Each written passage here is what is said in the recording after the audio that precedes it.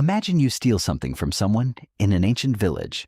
Maybe some food, maybe a tool, maybe something valuable. You get caught, and now you're standing in front of the entire village waiting to find out what happens to you. No police, no prison, no lawyer, no courtroom drama where someone says, "Objection." Just a bunch of angry people staring at you. And depending on where and when you lived, your punishment could be surprisingly brutal, because ancient humans had a very different idea of justice. So how exactly did ancient humans punish criminals?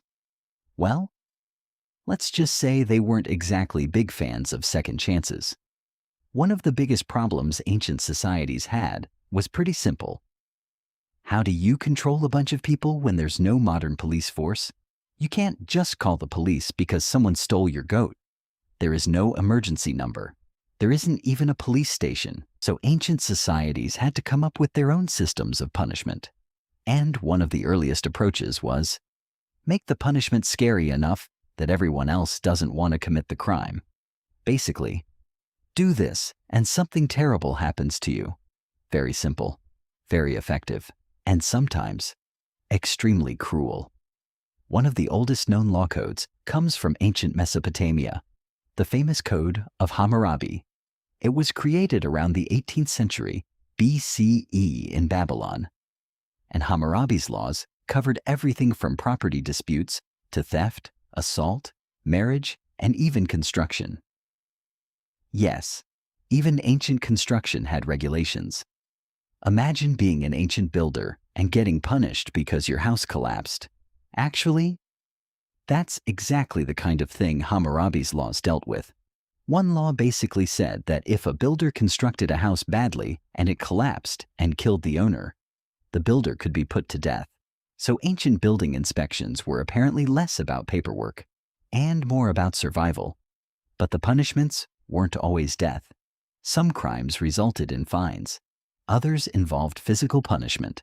And some laws followed the famous principle, an eye for an eye.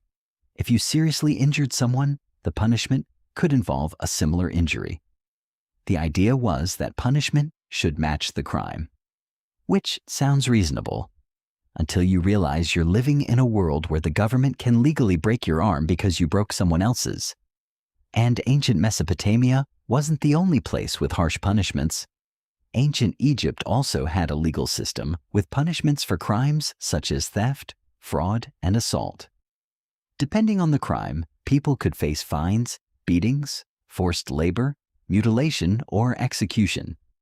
And here's something important. Punishment wasn't only about hurting criminals, it was also about embarrassing them. Because shame is one of humanity's oldest weapons. If someone committed a crime, public punishment could send a message to everyone watching. Imagine getting caught stealing, and instead of quietly going to jail, you're punished in front of your entire community. Now everybody knows what you did, including your neighbor, including your friend's family, including that one guy who remembers everything you have ever done. You don't need social media when the entire village is already your social media. And then there's ancient Greece. The Greeks had different laws depending on the city-state. Athens, for example, had courts and citizens who participated in legal decisions, so it wasn't completely chaotic. But punishments could still be severe. Criminals could be fined, exiled, imprisoned, or executed, and exile was actually a pretty serious punishment. Today, being told to leave a city might sound like, fine, I'll just move somewhere else. But imagine being expelled from your entire community thousands of years ago. You don't have a car. You don't have Google Maps. You don't have a job waiting for you in another city. And there are no hotels conveniently placed every few kilometers. You're basically being told, congratulations, you're homeless, but politically. And then we get to ancient Rome. And Rome took punishment to another level.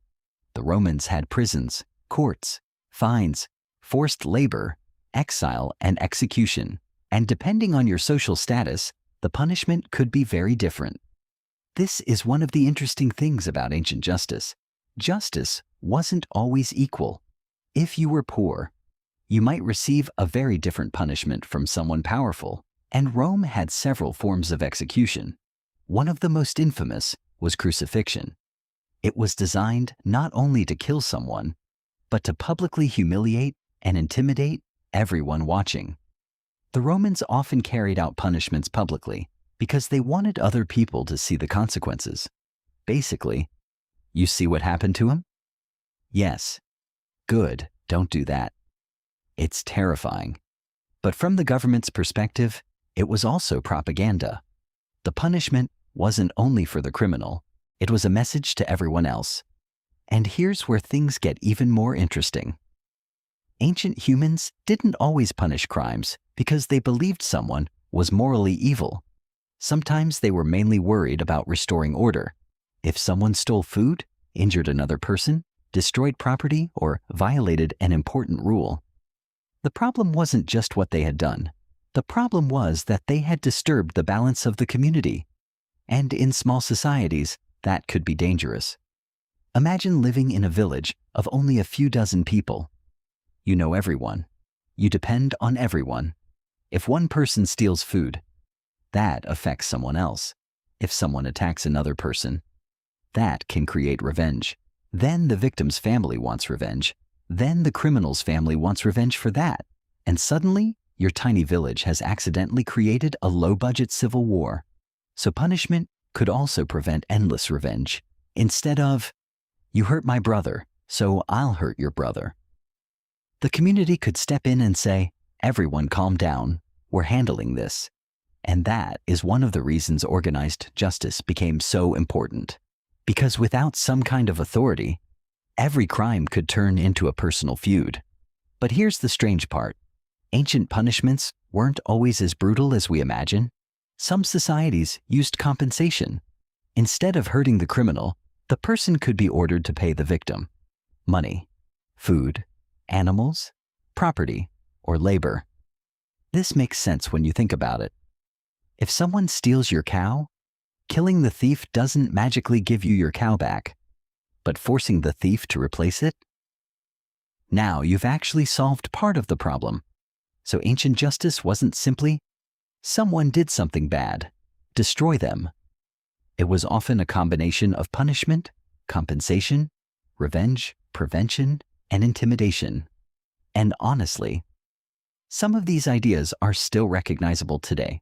We still use fines. We still use imprisonment. We still use community service. We still exile people from certain communities or organizations. And we still believe punishment should discourage other people from committing the same crime. The biggest difference is, modern societies generally try to make punishment follow a formal legal process. Ancient societies were much more dependent on the customs and laws of their particular civilization. And those laws could be extremely different. In one society, stealing might result in a fine. In another, you might lose a hand.